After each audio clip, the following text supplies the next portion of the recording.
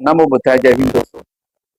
दोस्तों, मैंने पिछले वीडियो में एक संक्षिप्त परिचय दिया था मथुरा संग्रहालय का, उसी का मैं यहाँ पे विस्तृत वर्णन में आगे करना चाहता हूँ, और जिससे आपको पता चल सके कि मथुरा संग्रहालय में क्या कौन कौन सी मूर्तियां हैं, और आपके अंदर इच्छा जागृत हो मथुरा संग्रहालय को घूमने की।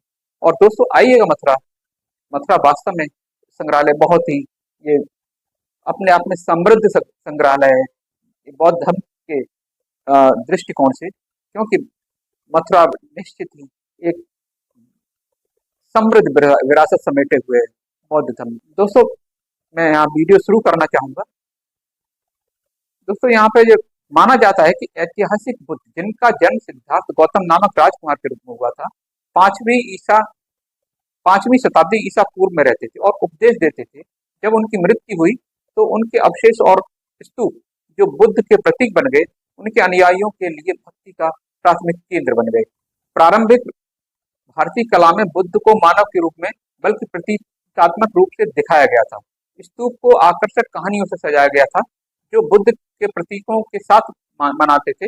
उदाहरण के लिए पदचिन्ह, सिंहासन और छत्र, जो बुद्ध की उपस्थिति का संकेत देते थे, बुद्ध को मिलने वाले सम्मान और आदेश देते थे।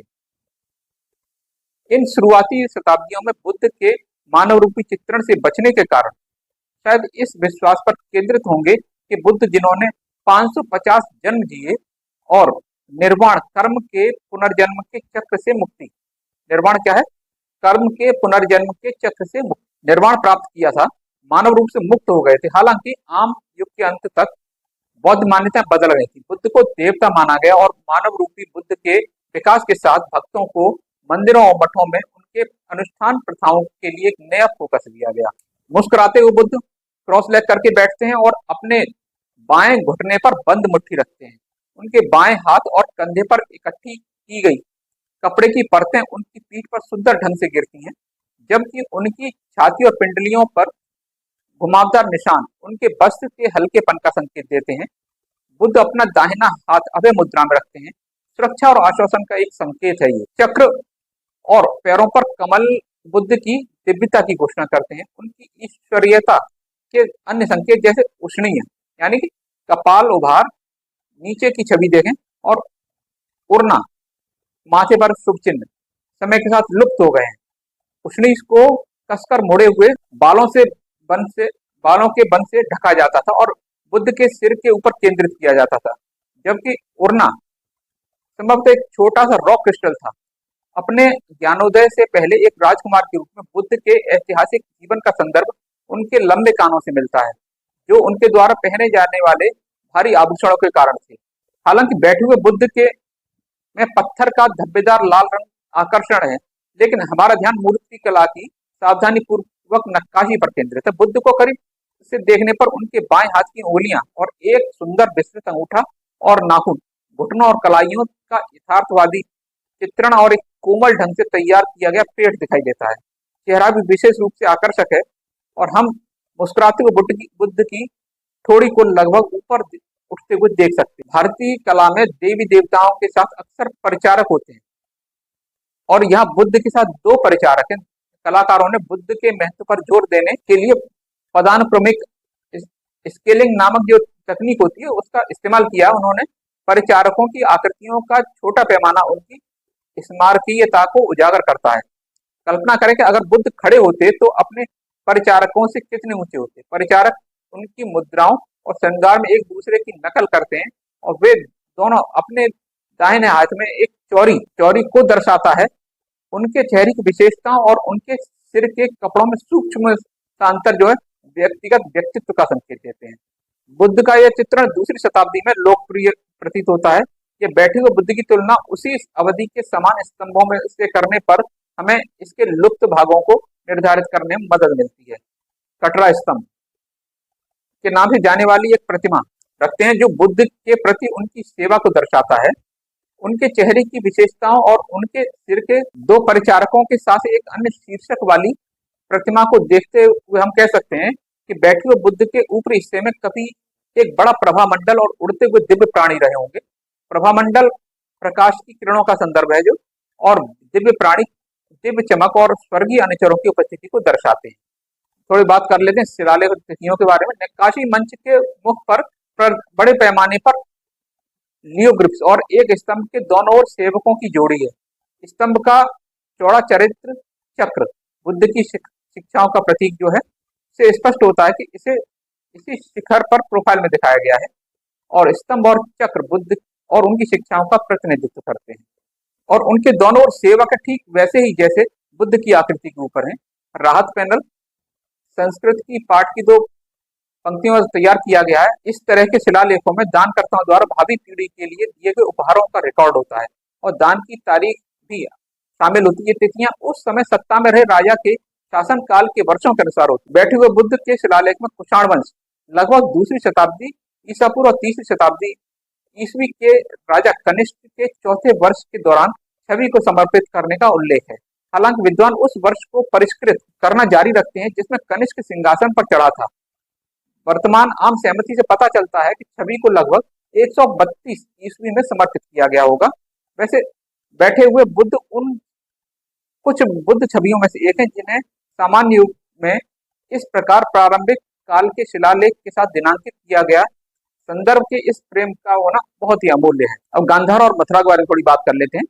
जिस बलुआ पत्थर से बैठे हुए बुद्ध की नक्काशी की गई थी, उसे उत्तर भारत के शहर मथुरा की कलाकार कार्यशालाओं द्वारा पसंद किया जाता था। मथुरा और गांधार जो वर्तमान पाकिस्तान में है, बुद्ध की सबसे पुरानी ज्ञात मानव रूपी आकृतियां मिली हैं। गांधार और मथुरा दोनों ही आम युग के मोड़ पर कुषाण राजाओं के अधीन थे और महत्वपूर्ण राजनीतिक केंद्र थे। कुषाणों की शीतकालीन राजधानी मथुरा में और उनकी ग्रीष्मकालीन राजधानी गांधार में थी। गांधार और मथुरा में बुद्ध के मानव रूपी रूप का विकास एक साथ हुआ, और फिर भी इसके परिणाम स्वरूप उल्लेखनीय रूप से अलग अलग शैलियां सामने आई।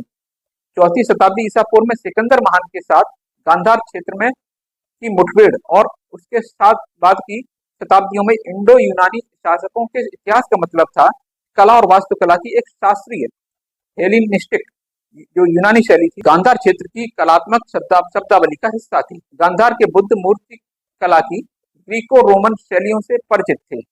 उदाहरण के लिए गांधार बुद्ध की पोशाक, बाल, चेहरे की विशेषताएं और मांसपेशी। मथुरा के बुद्ध अपने गांधार समकक्षों के विपरीत अपने अंतर्मुखी ध्यान को भावों के साथ मथुरा में समकालीन रूप से निर्मित बुद्ध सीधे हमारी ओर देखते हैं। जैसा कि हम बैठे हुए बुद्ध में देखते हैं, उनके सिर चिकने हैं और उनके सिर पर कपर्दा है जो संस्कृत में लट और कुंडलित केश विन्यास कहा जाता है जो गांधार के बुद्धों में शैलीगत बालों के विपरीत है। इन्हें अक्सर मठवासी वस्त्र संगति के रूप में जाना जाता है, पहने हुए दर्शाया जाता है, जिसमें एक कंधा खुला रहता है। मथुरा के कलाकार मूर्तियों में क्षेत्रीय शैली से प्रेरित थे। कला इतिहासकारों ने सुझाव दिया कि बुद्ध की मथुरा शैली के लिए एक प्रेरणा यक्ष की छवियां हो सकती हैं।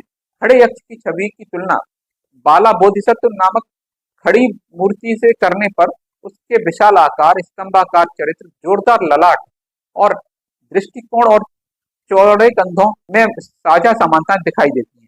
कलाकारों ने बुद्ध के नए लोकप्रिय मानव रूपी रूप को बनाने के लिए मौजूदा मूर्तिकला रूपों जैसे यक्ष आकृति को परिष्कृत किया गया होगा।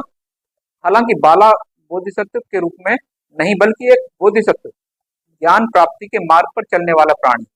बोधिसत्व कौन है? ज्ञान और मार्ग, ज्ञान प्राप्ति के मार्ग पर चलने वाला प्राणी के रूप में पहचाना जाता है। लेकिन इस प्रारंभिक काल में बुद्ध और बोधिसत्वों का प्रतीकात्मक उपचार एक जैसा। गुप्त काल लगभग चौथी शताब्दी से 7वीं शताब्दी तक था।